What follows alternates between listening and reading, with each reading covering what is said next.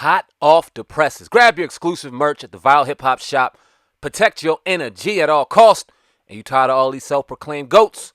Well, be a goat killer exclusively at the Viral Hip Hop Shop. Link in the description. Promote your brand here at Viral Hip Hop News. Hit me, Sam Ant, at dlsmediainc1@gmail.com. dlsmediainc1@gmail.com. Let's go. Welcome to another episode of the Hip Hop Uncensored podcast. I'm your brother, old guy from Hip Hop News Uncensored, and sitting across from me is my co-host. What up, y'all? It's your man, Sam Ant, Viral Hip Hop News. You're in the building for a very special edition of the Hip Hop Uncensored podcast. On this Wednesday afternoon, we got a special guest in the building, none other than Flex Alexander's on the podcast. How you doing today, family? What's up, man? I'm doing good, man. Indeed, man. Happy to have you on, man. We got another legend in the building, man. Another childhood star we see in front of us right now as we've seen him bless our TV screens for well over 20, 30 years, man. Definitely appreciate all your work. Let's talk about it, man. I don't want to say post-COVID. We're still in the pandemic, but everything's seemingly getting back to normal. How's life been for you, not only personally, but as far as career-wise? How's COVID treated you? It's been we found a lot of positive, when this thing hit, especially at home with the family. It brought us, together. It had us, sitting down, eating dinner together, because we get so caught up in life and I'm here, wifey's here, we ripping, we running, we chasing, kids at school, it's Groundhog Day. And you start missing those important factors, those important things to help keep building. And it really just brought everything back in. So that was the positive from it.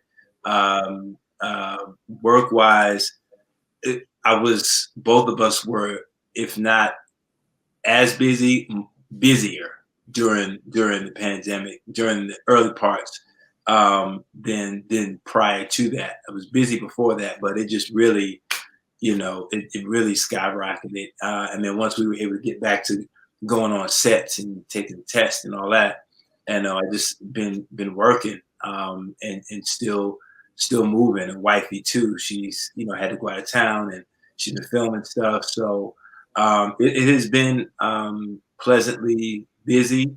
Obviously, unfortunately, people that we have lost to is never a great thing, right. But I find a silver lining in there somewhere.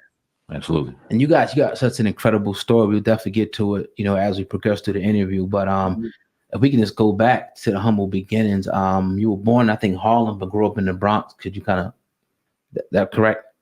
Oh no, it was reverse. I was born in the Bronx. Okay. I was from the South Bronx. I've lived in Harlem, lived in Brooklyn. Born in South Bronx, right over there. The heart of just, man, I remember the early beginnings of hip hop and hearing. My first record I got was Jimmy Spiker's Super Rhyme, and then it was seeing Grandmaster Flash and all of them in the park live, like in the park, watching them plug up the equipment to the lamppost and get electricity, and cats bringing out the cardboard and seeing Rocksteady out there, Buck Four, Gudiaki, Crazy Legs, and myself starting to get into the popping world, and it was man, it was great times. We didn't notice everything around us. I think back then we just had more unity. We had more togetherness in the neighborhood. Like the neighbors could beat your butt if you did something wrong. Where I grew up, Clinton Towers, it was the mecca of everything for me. We played stickball. We played kick the can, Skelsies, ice cream, hot peas and butter. All the ghetto games that kept us out of trouble. So man. So the Bronx, man, is everything for me. And later in life, I moved to Harlem. I lived there for a while. I worked at this restaurant on Lenox in 135th called Pan Pans, where Alicia Keys shot her "You Don't Know My Name" video. Yeah. Yep. I used to work in there, and lived over there across from Lincoln Projects, and lived in Brooklyn too. When I went through a spell of homelessness, I was in a shelter in Brooklyn, Cumberland Hospital, right over there in Fort Greene area. So yeah. I see you got the shirt on. Yusef, Kevin, Antron, Corey, and of course Raymond, the exonerated 5. Did you know that's how did you perceive that story? Obviously, you probably lived it, watched it as it happened firsthand. So, how was your experience with that whole thing from watching it now to then and now? My grandmother, on my father's side, lived in the building, same building. I think I'm not sure if it was Raymond, as one of the exonerated 5, and that's when it was we first heard about it back then. Of course, she's panicking. Oh, that could have been you, and da da da. And you got to be careful out there. And of course, the media gave us the one spin, but once you learn, and after seeing that movie, man, it just blew my mind, at the justice system, because I wasn't really as, adapt to understanding what the justice system was back then as I am now, and what those brothers went through, and I've been able to connect with Brother Raymond, man, and he's super cool, man, and I just really look at them like superheroes, because I'm like, the I won't say the best parts, but some of the key parts of their lives is just gone, taken, and you can't get that back. And I think and Corey, he really seen what just his mental space, man. Just I just don't know if I could have done it. You know what I mean? The strength that he had. It blew me away, man. It really did. It took me back to that time, because I remember that time running around and having fun and with your friends and going to different neighborhoods, and that easily could have been me or anybody else, because we would do that. We would just go hang out in groups, and all it takes is for somebody to say, "Yo, they did something," and you can't fight it. And you're a kid in there, then you have a parent in there, and they don't know the law, and to just be just railroaded and just thrown into that situation, man. It's shame on I think it was the prosecutor, and all of them, man. It's the lead detective, just shame on them, man. Just shame on them. Absolutely. Right now, you have humble beginnings, like we said earlier. You started like as a dancer. Now, at what point were you a child, or was you a teenager when you started getting into dancing around? Teenager. I was 13, 14. That's when I really got, the hip hop, Cool Herc really put everything on the map. And we started to hear the records. And like I said, Jimmy Spicer, Super Rhymes, and then Sugar Hill Gang, and then hearing the Treacherous 3 and Shy Rock, and all of those legends out in the park, and just going out there and just boom, boom, we battling and seeing these legends up close. I jumped into that scene at that time, and that was, just a great time. That took me around the world. That took me around the world. I paused for a minute because I went away to school. I wanted to play basketball. Got a scholarship, went away. It didn't work out because I just got away and started. I'd never been away from home. You're out there, chasing them ladies and not being focused. And so when I came back home, I just fell right back in. And the hip hop game had evolved, and the dancing had evolved, and dancers were being more noticed, and you started being able to do more. And a good friend of mine named Buddha Stretch kind of took me under his wing and was like, "Yo, let's roll. We're gonna hit these clubs." And I just started getting noticed in videos and leading up to Salt and Pepper, and then that was just historic for me. But even prior to all that, when I was in Brooklyn, I spent a spell of time out there trying to hustle, and I saw my friends getting paid, coming with the fat nugget rings and the ring and the gold fronts, and I was like, "Yo, what you doing, man?" So, we going upstate, we going to Rochester, we making this money, and I'm like, "All right, I'm down." So I took my stab at it, and I just didn't have a heart for it, man. I just saw what it was doing to people. When you see people coming to get crack, and you see, it's your mother, it's your sister, it's your uncle. It's I never forget this one dude came, and this dude had his little daughter with him, and was like, "Yo, man," knocked on the door talking about, "Yo, man, I leave my little girl here. You know what I mean? Let's just, give me credit and I'll come back, I promise. And we opened the door and we whipped his ass. It was like, yo, man, you're gonna bring a child here. And that was the spark that was like, okay, I'm definitely not, I don't have a heart for this. And then I decided to jump out, and I went to the cat I was working for, and surprisingly, I told him, I said, yo, I'm gonna go back to school, get my stuff together. And he was just like, hey, that's all good. Just remember, I know where you live. So basically keep your mouth shut. And I did so. And when I left, the brother who took my place, the following week went up to take my place. They robbed that drug house and he got killed. Okay. So that was, for me, a sign like, okay, I moved at the right time. And then I just went into dancing and entertainment full time after that. That's deep. You said that you went on tour with initially with Salt and Pepper. Now, is it true that Spinderella found you? Spinderella was the one. She didn't discover me. She's the one who called me. Like, I was already a known dancer. She got my number and called me at my grandmother's house when I was staying with my grandmother in the Bronx. And I was back when you had the old red rotary phone, the big joint, with the cord that went from the living room to the bedroom. So she called me and was like, yo, we about to do Arsenio and they were doing a bunch of shows and going to Cali, and we needed, are you down? We trying to match everybody height wise, and you fit with Pep. And I was like, let me check my calendar. I got nothing. I said, I'm down. Hell yeah. Yeah. So I went, and that it changed my life, man. So I always, I think I hit her up on Instagram probably around the time that the Salt and Pepper movie was coming out, and I just told her how much I appreciated her, because she called me. I said, in that call, it changed the course of my life. What do you think about the treatment that she's going through right now with between her, Salt and Pepper, and it's tough, man. It's tough. I don't want to get too deep into it, but it hurts me because I was there and I know them, and I know they all love each other. I know they do. Dee Dee Spin, she's growing up. She I think she might have been looked at as a youngin, and just do what we have you do. But I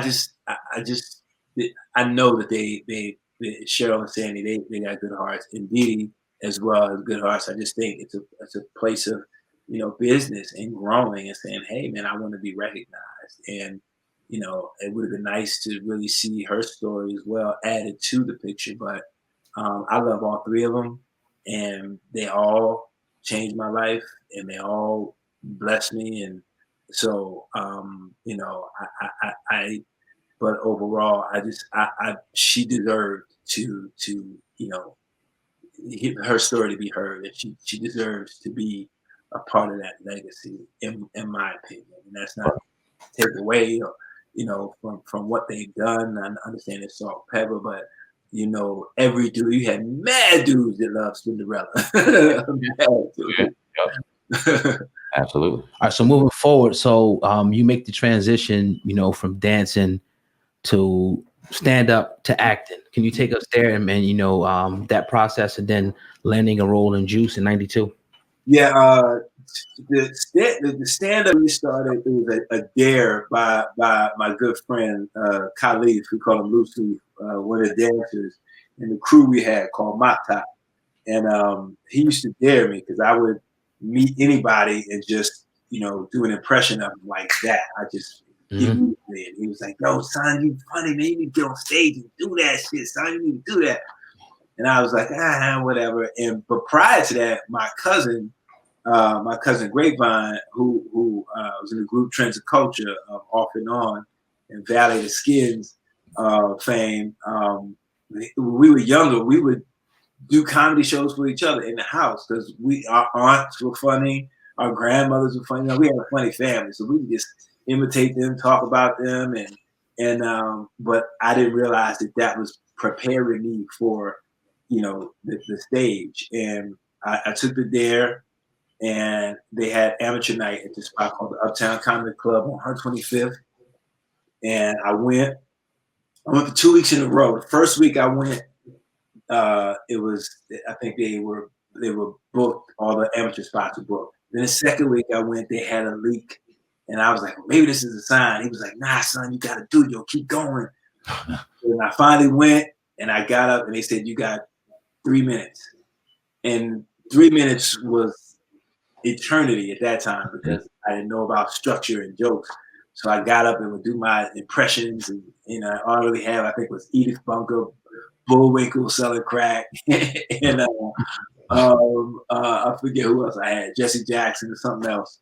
And the fans loved it, and I just, that feeling, I was like, yo, that rush.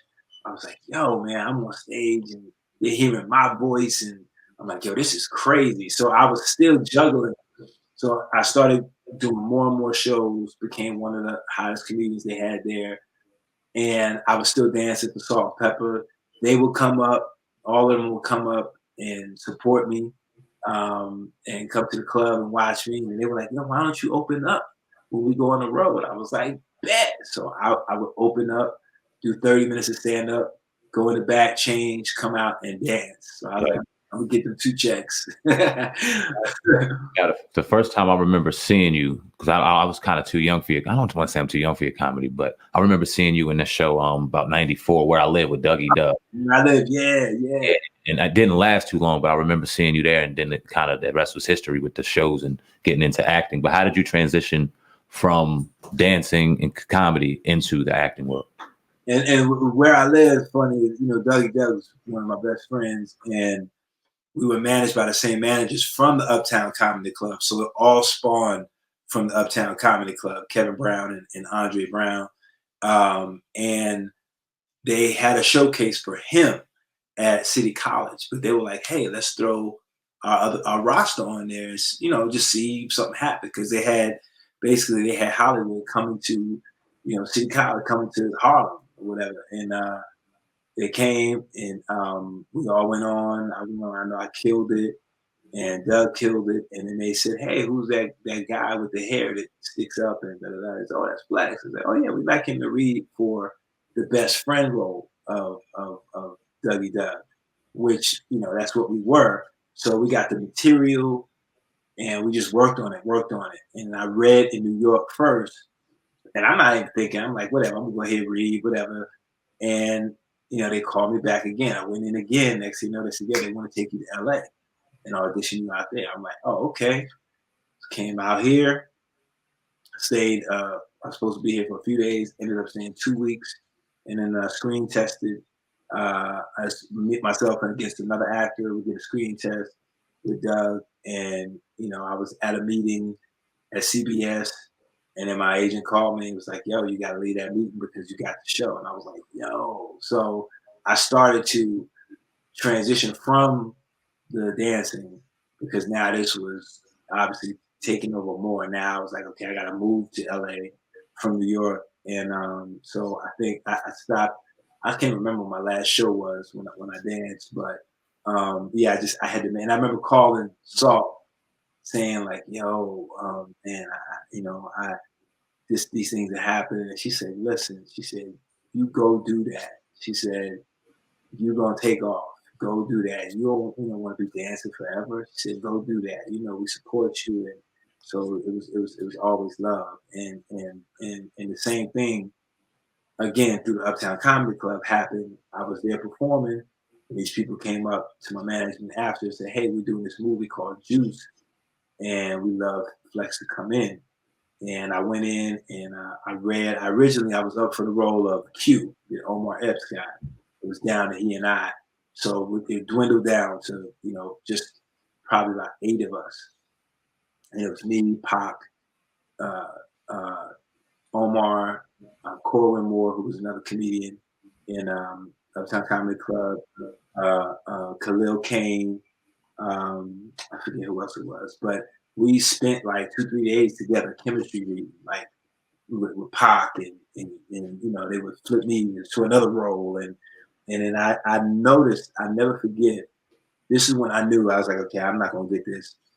How focused Pac was. We were in the room, we were doing a scene where he rose up to him at the locker, when Q's at the locker, he's dusting off his books. And we did that scene, and then, I turned around, and Pac rolls up on me in the audition room. He smacks me on the ass. Boom! What's up, partner? And I started laughing. and not understanding the moment, not understanding that this dude is in the moment. Right. And I'm thinking of Pop, not Bishop. And I was like, oh, okay, wait, let me get back in the scene. And he was just laser focused, man, laser focused. And he didn't even, he came in support of Tretch, who Tretch was reading for the movie. And they just asked Pop, yo, can you act? And they gave him the sides. And then the rest is history. So that was that transition from there. And I remember at that time how crushed I was that I didn't get it, because it was the first thing I had gotten close to. And Ernie Dickerson, and they took us all out to eat just to kind of see. And they made their decision, and they said, hey, man, we like this kid so much. We just got to find something for you in there. And they had to roll with me and Latifah. And I remember Latifah before the scene. She's like, all right, now don't be making me look stupid. And you have me looking crazy. And I was like, nah, okay, I'm going to say this, you say this, and boom, boom, boom. So I said I wanted the queen to look like the queen. So because I'd already known her from the area in Jersey and all that. Right. So that's how that happened, man. And that was that transition into acting. Dope. You were telling a story a few years ago on Sway, you with your wife then, and about hitting rock bottom at a place you guys been through. And one particular story, you said you was on your way to an audition, and your home got taken from the sheriff at that time. Talk about hitting rock bottom and then get back on top, man. And what you learned from that? Yeah, it was when they took the house, man, it was. See, we when we tell the story, I told the story. People thought like, oh yeah, well yeah, he was out there, overspending, and I'm like, nah, we were investing. I was heavy in real estate because I understood the power in real estate, and I'm like, yo, we want to pass this down, but it was just at the wrong time because that's when they were anybody who wanted a loan could get a loan. Anybody, they were just going, and they were setting us up to fail. So we had a bunch of property in Vegas, and it was doing good at first, and then when the bottom hit, we kept trying to hold it. So we dipping in savings, trying to hold it, because when those people leave your property, you still got to pay. So I'm like, okay, let me just pay it, let me keep it. This is going, I can pass this down when I should have just jumped out. So cut to the house, we were doing the famous what was the thing they were doing? Loan modification. That was the loan modification, which was basically the bull to them taking your property. Yep. So we were doing everything, like sending them everything. Boom. Then they were like, "Oh, we didn't get this, we didn't get that." I'm like, "Yo, this is ridiculous." Like so I'm sending paperwork, same paperwork 3, 4, 5 times. So anyway, supposedly they didn't get the paperwork, and I guess there was a sale date, and it was sold unbeknownst to us. So I'm going to an audition. Wifey called me. She's, I'm like, well, I'm coming. I said, the sheriff said, they said we got 10 minutes. I'm like, what? Man. So I spin around. I hit my agent. I'm not going to audition. I spin around, go back. And the sheriff, he was cool. We could give us like 20 minutes. But you thinking about that, man. 20 minutes to pretty much try to get your life in a couple of bags. Yeah. And figure it out. Thankfully, the kids were at school. So we ended up, shooting to a hotel and just kind of, we had some friends help us there. And then I had just done a commercial. I forget what it was, but that had started rolling in. So we were able to okay, we get a place now. And we got a place. And then my wife had been wanting to do reality TV forever. I didn't want to do it because I'm like, yo, I'm an actor. They're not going to take me serious. And I said, we got to have something to talk about. So we just started talking about, hey, what about we just talk about what we went through? And we said, yo, we got to be real because we don't want somebody else to tell our story. Let us tell our story. Right. So that's what we pitched the own shot a sizzle reel. And these young filmmakers now, they're taking off. A cat named Moses Israel. There were students, and they shot it for us, and we took it in, and boom, we took the meeting. We walked out 10 minutes later. They were like, don't take it anywhere else. We want it. And the purpose was to tell the story that it ain't all, gold, that people go through real shit, if you don't mind me saying. People do you think, bro? We go through that, and we wanted to show like, yo, out here it ain't. Everybody ain't rocking Bentleys. Everybody, they may act like it on Instagram, but Right. that is the case. And I've had several people, big name people, come to me. Oh, thanks for saying that, man. I'm with my mom's now. I've been living in my car, and I'm like, just talk about it. Like, we got a front for it. That's the problem where we are now. Is we're trying to create this image of what we want people to see instead of giving them real life. I'm like, I come from the look, man, South Bronx. You couldn't get back then. This was long before this new this gentrification. This was abandoned buildings. This is back when Koch's big plan was to put fake windows on abandoned buildings to make it look good. Right. So I come from that, so I don't care about that, man. I don't care what nobody thinks. We're gonna talk about it. And but the great thing was a lot of people were really blessed by it. A lot of people reached out. We had a couple reach out to us who they were literally both planning suicide. They were like, because they lost everything, and they happened to see our show and decided not to kill themselves. Like the wife said, my husband had the gun. That the next night we were killing ourselves. Right. So when I heard that, I was like, we did the right thing. So let me ask you this: you guys taped it yourselves and then pitched the episodes to the people, and then they picked it up. Did that give you more creative control than your typical reality show? Like, how did that work when it came to like ownership and stuff? It was kind of, sort of, not really. Like we pitched it, we shot the sizzle reel, took it in, but from there, once they take over. Once a network gets involved or a production company, because they're going to bring in a production company that runs the show. That this is what they do. That's not what we do. So. Right. Like, well, you guys aren't end-to-end showrunners, so you and with reality shows, the title created by is different. It's not like 1 hour or a sitcom or something. It's different. It's a gray area because there's so many people giving suggestions and giving ideas, and so it's really hard to say created by. We asked for that, but right. But it doesn't really, unless you are a showrunner or probably in a better position.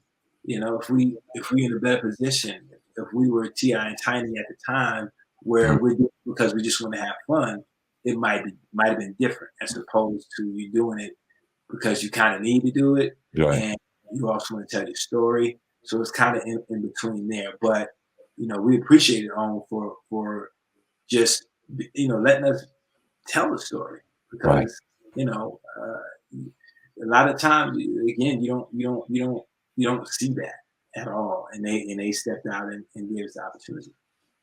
Right now, 2004, you played Michael Jackson in Man in the Mirror. I knew that was coming. And I heard you. One, you had a hard time on social media from the backlash, but you also been on record defending Michael Jackson. Could you speak on playing him and defending him from some of the stuff, the allegations against him? Okay, well, first I'm gonna defend myself. No, when I did that, when they called me for that movie, it was weird. They called me for the movie. I went. I just met when I ain't auditioned nothing. I just went and met. I couldn't believe they were really doing a Michael Jackson movie. And I was like, yo, y'all know I'm 6'4", right? They was like, right. Yeah. I'm like, okay, cool. So I go in. I meet with the director. He's just real earthy guy. He's real like, we just want to channel in the love, and And I'm like, all right, cool. So we meet, and that was it. I leave. I'm not thinking anything. 2-3 days later, I get the call. Yo, they want you to do it. They want to offer you, and and boom, when they came, the money they came with, I was like, for real? They want to give me? I was like, okay. So this is pre-social media. There's no social media at the time. So we went to do it in Canada, and I'm like, yo, we need to bring somebody from LA, to do. No knock on the Canadian people. I just knew at that time. I said, we need to bring someone from LA to do makeup. I knew some people where it wouldn't look crazy as it ended up looking. And when I got there, they wanted to put this fake nose on me, and I was just like, no, we can't do that. We can't. they just airbrushed the makeup. I was like, yo, I'm still ashy. Y'all don't see it? I'm still ashy. Once I saw that, I was like, oh, but they said we had the original music. So that was the thing that I said, oh, well, people will pay attention to that at least. I'm doing these big performances, the man in the mirror, like the real songs. And then almost then kind of past halfway, producers had me come sit in the trailer. Like, yeah, so about the music. The legal team reached out and yeah, it's not gonna happen. Yeah, so I'm just like, what? But we got a producer for right up here, and they're gonna. I'm like, all right. So cut to, you saw the music in there, but it was it was something else. Now I was fortunate enough to meet Michael, while he was alive. I was fortunate to meet him on a couple of occasions. My wife knew him.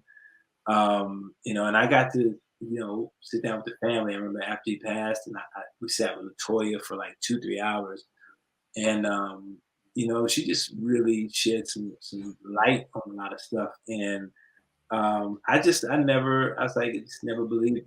I was like, no, I don't believe it. I'll never change my mind. I knew what it was. Mhm.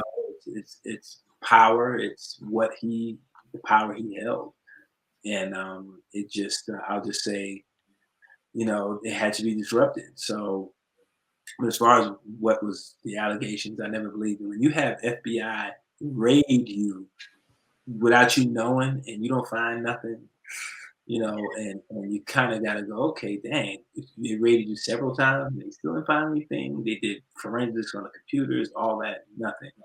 And the paying off, I understand what, he's like, I don't want to deal with this no more here. Paying off don't mean you're guilty. It means like, I just want to be done with it. And then you find out later, the father kills himself and the kid says, yo, I lied, you know? So, yeah, I'm always rocking Michael. Yeah, salute to the Jackson family. Some of them are friends of the show, so we always rock with the Jackson family and Mike as well. Yes. One of your best roles. Don't listen to the media. They're horrible people. Damn. My man. Now, one of your most famous roles was playing Flex Washington on the show One-on-One. And the message was very powerful, even if you were just a kid watching the show and enjoying it. You're a single black father on a show with a daughter, raising a daughter and doing a damn good job at it. Talk about getting that role and talk about, did you know at the time the significance of what you were playing and what you were standing for at the moment? Well, for that show, a lot of people don't know, I created that show. I was cast into it. I brought in the showrunner. I met with several showrunners and brought in Unetta Bloom, God rest her soul. She passed away. But the show originally was over at ABC. Had a script deal and a different writer at the time, and it didn't work out. It wasn't delivered the way I wanted it to be. So I just revisited it later because it was still my creation and my idea. So I said to my agent, hey, I want to revisit this idea and kind of go back to what I originally wanted it to be.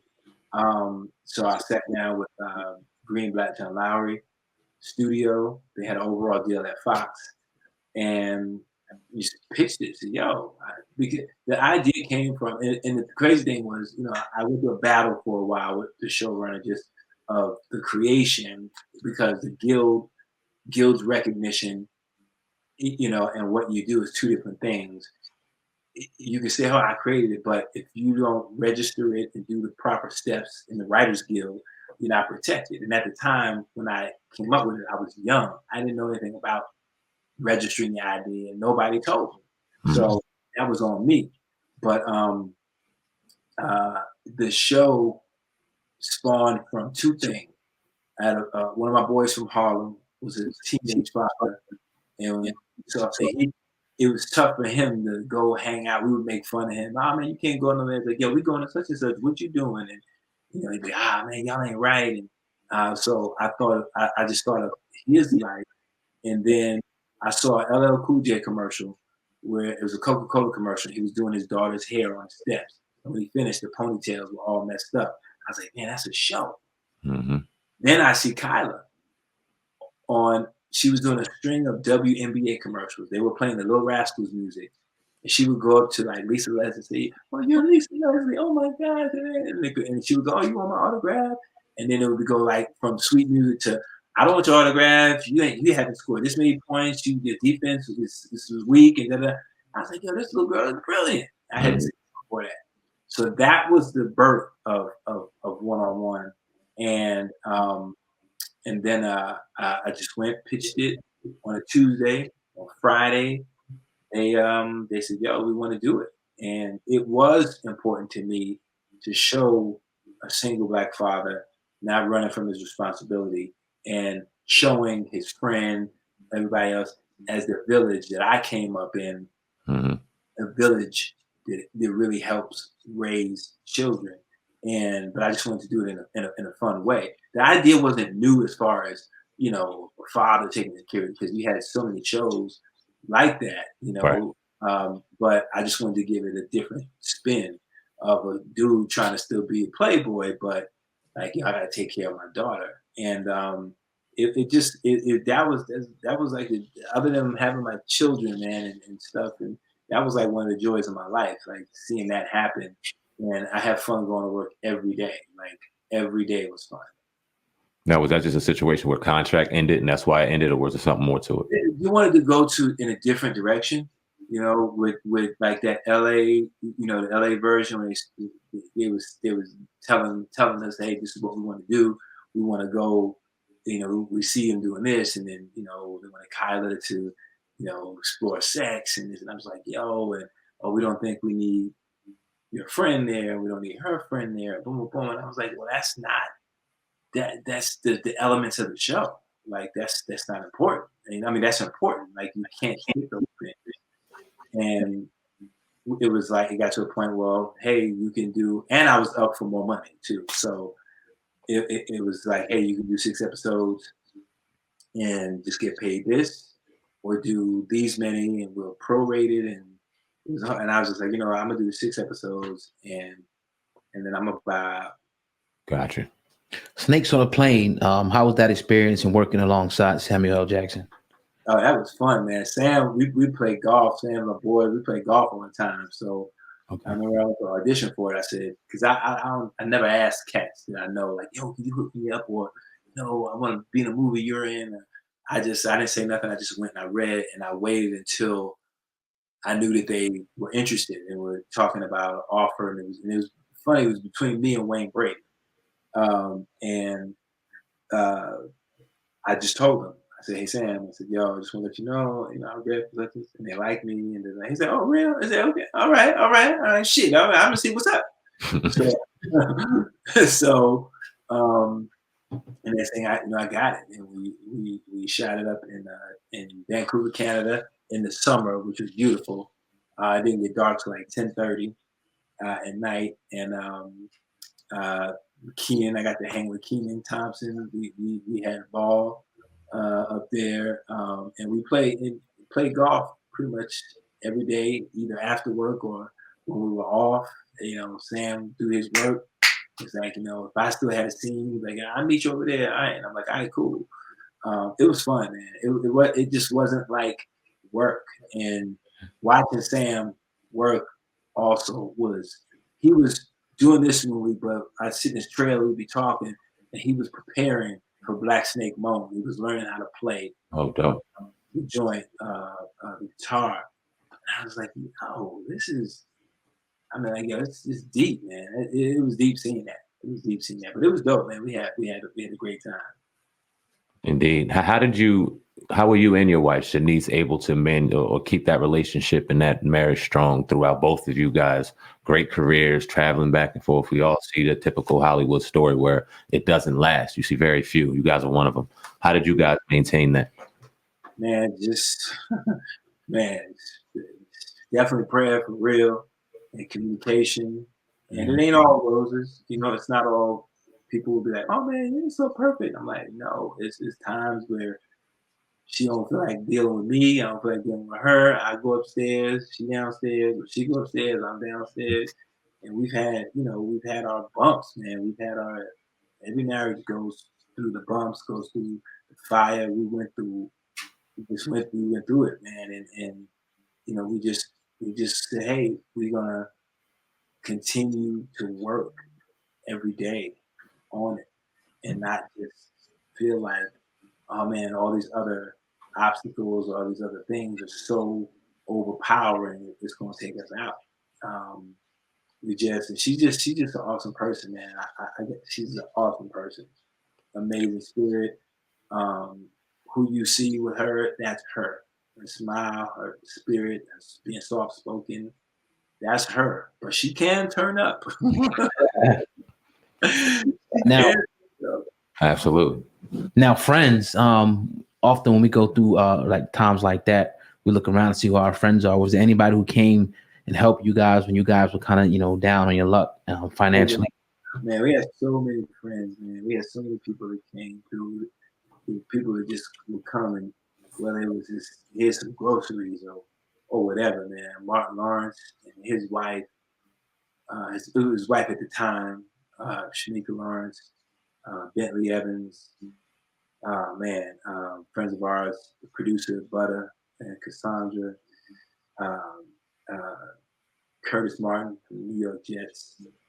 Um, gosh, my wife's friends that she grew up with, her friend Crystal, or her cousin Mookie. Like we just had so many people, and you really see who's there for you and who's really rocking with you. Like the circle, it goes like this.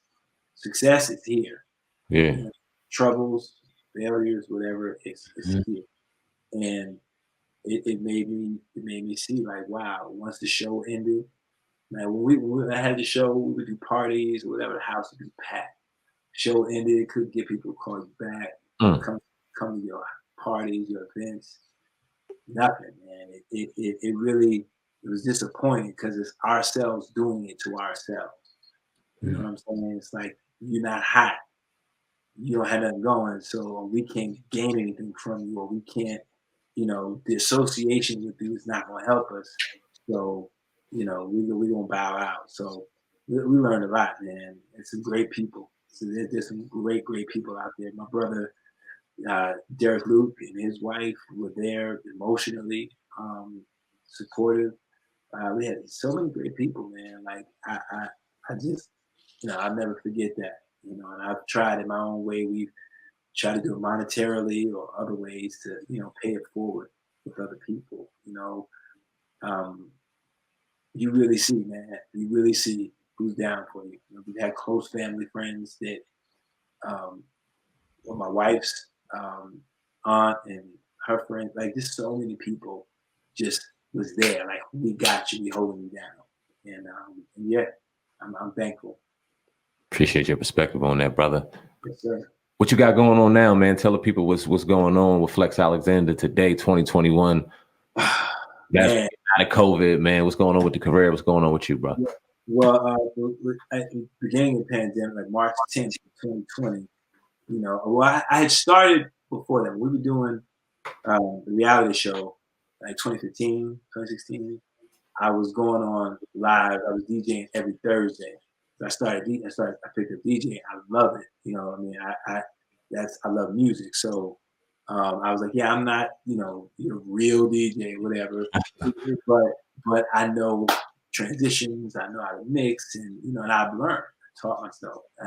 I had a young brother, Jason Brown, who's the grandson of James Brown. He helped me and a lot. And a friend of mine named DJ Malski from out here, he gave me my first DJ controller, and I was just like, oh man, I love this. So I started that, kind of doing that every Thursday. And I stopped for a while, and then when the pandemic hit, March 10th, wifey just went on. We just went on and started DJing, and boom, just it was getting us through that mental space, man. Right. Like it was because we didn't know what was going to happen. We thinking we're gonna go outside and it's gonna be military armored trucks and Right. you know what I'm saying? Yeah. Martial law. We don't know, and that's the other thing. You start seeing social media, cats be posting stuff. You're like, oh my god. So we didn't know what was going to happen. So started doing that because we couldn't go anywhere. So just kept doing that every other day. And then as we progressed and started to, not open up a little more, but more events were happening. People were reaching out to me to, I have an event Friday actually. I've started doing a lot of Zoom birthday parties, getting paid to do that. And we were doing, wifey was doing concerts in the living room, like getting paid to do that. And it was I was like, yo, this is deep. And then once we got to the point where we were able to work again, reoccurring. I started on Mixed-ish last season. Played George, the new neighbor. Started on there, and then I did 2 seasons of that. The second season just aired, and then I did a movie called Trigger with Robert Tunde, and then gosh, what else? Then Keenan, his show, it just aired last week, so I was able to link up with him again, and I have a couple of things in development. So I just being proactive and trying to create vehicles and not just wait to be casted because people understand. They don't understand how this. You can audition all day long, but if that's all you wait for, it'll never happen that way. So I try to just be proactive and push. But the funny thing again is like, you go to your own, and if you ain't popping at the moment. Yes, it's very, very fickle business. Yeah. We definitely appreciate, Flex Alexander on the Hip Hop Uncensored podcast today, man. Go ahead and drop your social media outlets and anything else you want to leave for the fam. Indeed. Well, definitely, since this is hip hop, I have the distinct honor of being probably, I think, I don't know if I can say the only comedian actor who's had a shout out in classic hip hop history. Phife Dawg, rest in peace. Yes, sir. On the platter. With your name ain't Flex. Which funny too, Phife also shouted out my wife in the song. Crack a Smile Like Shanice. I forget what song that is. But that's funny. But you can my social Instagram is Flex A For Real, FOREAL. My TikTok, same thing, Flex A For Real on TikTok, Facebook, Flex Alexander. Anything else? I don't think I'm on anything. I'm never on Twitter, so but yeah, those are the main ones, man. I appreciate y'all, man, and keep doing your thing, man, to keep telling y'all story too, man.